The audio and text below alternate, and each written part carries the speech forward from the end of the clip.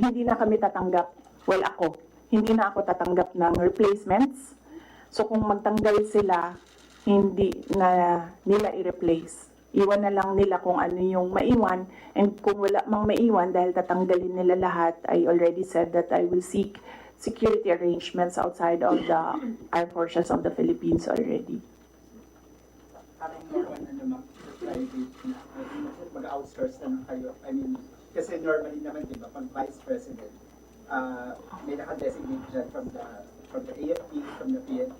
So, dahil nga, yun nga, may pull out, and so, ang plano nyo para mag-outsource na lang kayo from... Yes, we are exploring private security services. Yes.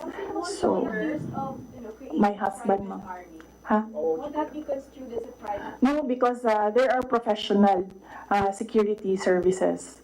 So that's not considered as a private army.